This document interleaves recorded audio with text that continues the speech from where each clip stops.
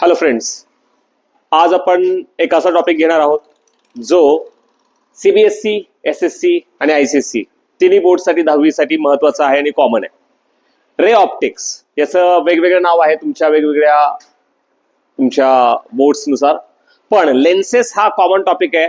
लेन्सेसमध्ये मुलांना बऱ्याच एक प्रॉब्लेम असतो की लेन्सेसच्या ज्या 6 केसेस आहेत किंवा 7 केसेस, 6 केसेस तुमच्या कॉन्व्हेक्स लेन्सच्या आणि एक केस तुमची कॉन्केव्ह लेन्सची, की ऑब्जेक्ट कुठे ठेवला तर तो कसा दिसणार आहे, मग त्याची साईज कशी असणार आहे, त्याचं मॅग्निफिकेशन कसं असणार आहे, ठीक आहे, रिअल असणार का व्हर्च्युअल असणार आहे, याच्यामध्ये बऱ्याच लोकांना प्रॉब्लेम असतो. सो मी आज तुम्हाला एक सिंपल ट्रिक सांगणार आहे. तुम्ही ती लक्षात ठेवली तर नुसत्या जॉमेट्रीच्या साह्याने तुम्हाला सगळ्या गोष्टी सांगता येणार आहे. म्हणजे एक्झाम मध्ये सीबीएसईला तर तुम्हाला माहिती आहे रे डायग्राम काढायला वगैरे पण येतात किंवा आयसीएससीला पण येऊ शकतं. तर तुम्हाला इथे मी त्या रे डायग्राम कशा एकदम इझिली लक्षात ठेवायच्या ते सांगणार आहे. आणि त्याचप्रमाणे जर तुम्हाला एखादा प्रश्न आला तर शॉर्ट मध्ये कसं तुम्ही करून पाहू शकाल किंवा नेचर कसं सांगू शकाल, एखादा एमसीक्यू वगैरे आला तर ते आपण पाहणार आहोत. ठीक आहे, सो लेट्स स्टार्ट. सो सगळ्यात आधी तुम्हाला बेसिकली एक गोष्ट माहिती असायला पाहिजे की आपण कुठलीही लेन्स जी असेल, समजा कॉन्व्हेक्स घ्या किंवा कॉन्केव्ह घ्या, त्याच्यामधून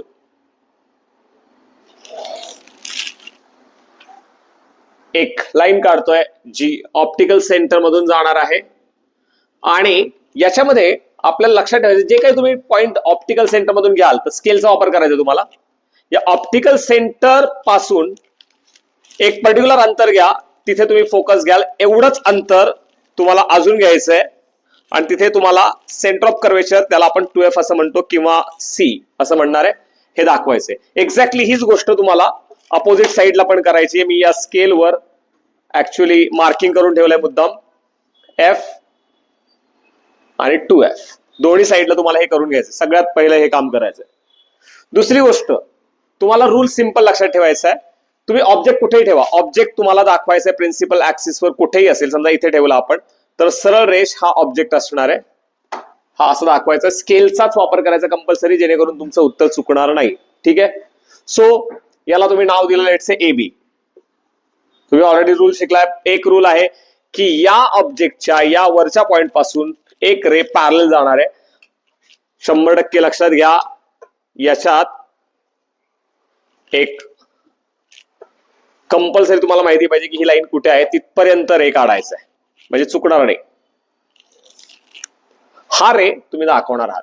जो रे या प्रिन्सिपल ऍक्सिसला पॅरलल जाईल तो कंपल्सरी जाणार आहे फोकस मधून.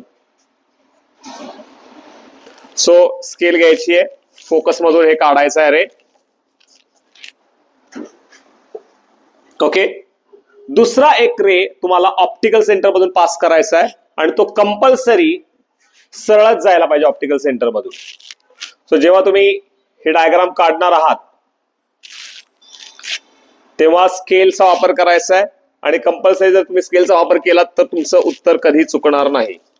ऑटोमॅटिकली जिथे हे दोन्ही क्रॉस होणार आहेत तीच तुमची इमेज असणार आहे. मग इथे सरळ ही एक रेष काढायची प्रिन्सिपल ऍक्सिस वरून, ही झाली तुमची इमेज तयार. आता इमेजचं नेचर सरळ सरळ दिसतंय, हा उभा आहे तर हा इन्व्हर्टेड आहे. So image is inverted. Size पण तुम्हाला इथे कळतीये, याच्यापेक्षा ही मोठी आहे. आता तुम्ही ऍक्च्युअली नोटबुक वापरत असता किंवा आन्सर शीट वापरणार आहात, तिथे लाइनिंग असतात. सो 2 लाइनिंग तुम्ही इथे वापरायचं, तुमच्या लक्षात येईल ही 2 लाइनिंग पेक्षा मोठं आहे म्हणजे ही मोठी आहे. So magnified image. So image खरोखर रे जात आहेत म्हणजे रिअल. आणि नॉर्मली इन्व्हर्टेड इमेज जी असते ती रिअलच असते, हे लक्षात ठेवायचं. एकदम सिंपल लॉजिक. म्हणजे इमेज झाली इन्व्हर्टेड, मॅग्निफाईड आणि रिअल. संपला विषय. म्हणजे तुम्हाला ऑब्जेक्ट कुठे ठेवलं त्यावर ठरणार आहे. सो F आणि 2F च्या मध्ये म्हणजे फोकस आणि सेंटर जे आहे तुमचं कर्वेचरचं त्याच्यामध्ये ठेवला ऑब्जेक्ट, की इमेज बियॉन्ड 2F आलं हे पण दिसतंय. म्हणजे इमेज कुठे असणार हेही कळालं. जे तुमच्या चार्ट मध्ये दिलंय ते तुम्हाला इथे डायरेक्ट मिळालंय. त्यानंतर इन्व्हर्टेड आहे हेही कळालं. इन्व्हर्टेड नेहमी रिअल असते म्हणजे रिअलच असणार आहे ही. त्यानंतर ही मोठी आहे म्हणजे मॅग्निफाईड आहे. सो तुमच्या प्रॉपर्टीज काय झाल्या, real, inverted and magnified or enlarged. संपलं. हेच तुम्हाला समजा ऑब्जेक्ट दुसरीकडे ठेवला तुम्ही, तुम्हाला ह्या पद्धतीने कुठलाही करता येऊ शकतो. आता तुम्ही ट्राय करायचं, मी अजून एक करून दाखवतो. लेट्स से मी ऑब्जेक्ट ठेवला इकडे, यावेळी मी ऑब्जेक्ट इथे ठेवलाय बियॉन्ड 2f आणि मला हवं होतं मी पेन वेगळा वापरला. परत सेम प्रोसिजर करणार आहे मी. एक रेष या रेषेपर्यंत सरळ काढणार आहे. हा झाला याचा रे. ठीक आहे. आता हा कंपल्सरी जायला पाहिजे फोकस मधून, सो मी स्केलचा वापर करतो आणि याला पास करतो फोकस मधून. हा रे गेला फोकस मधून. नाव याच्यातून ऑप्टिकल सेंटर मधून स्ट्रेट एक रे दाखवायचा आहे, सो तो मी दाखवला आणि मला कळालं इमेज इथे फॉर्म होणार आहे ऑटोमॅटिकली. इथे जर मी पाहिलं तर ऑब्जेक्ट 2f च्या पुढे असेल तर इमेज f आणि 2f च्या मध्ये आहे. तुमच्या पुस्तकात चेक करा, हेच तुम्हाला दिसेल.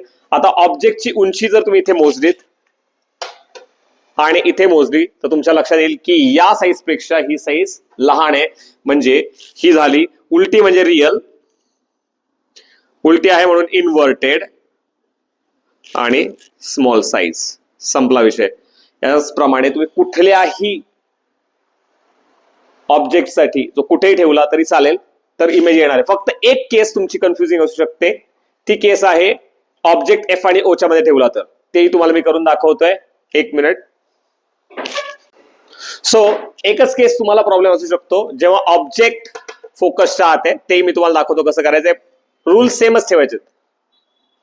ऑब्जेक्ट प्रिन्सिपल फोकसवर कुठेही ठेवा.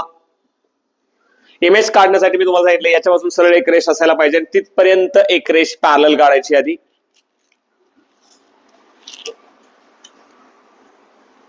मग हा जो रे आहे हा कंपल्सरी जायला पाहिजे फोकस मधून आणि दुसरा रे ऍज युज्युअल नेहमी जायला पाहिजे ऑप्टिकल सेंटर मधून.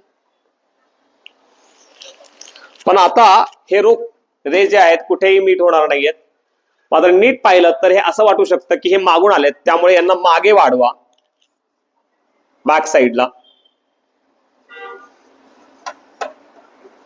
आणि तुम्हाला रिअलाइज होईल की हे रेज मागे मीट होत आहेत.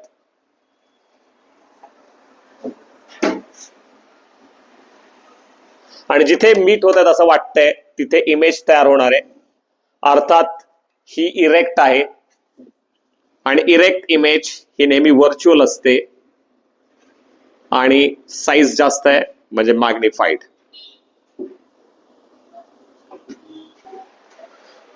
सो तुम्हाला इथे क्लिअरली दिसतंय की ऑब्जेक्ट जो आहे त्याची इमेज इरेक्ट आहे आणि इरेक्ट इमेज नेहमी असते व्हर्च्युअल आणि मोठी आहे म्हणजे मॅग्निफाईड.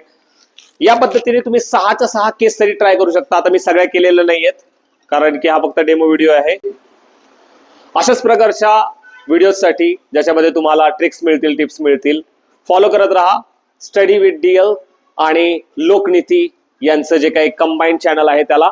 त्याचप्रमाणे डीएल एज्युकेशन आणि लोकनीतीला पण स्पेशली फॉलो करायला विसरू नका. धन्यवाद.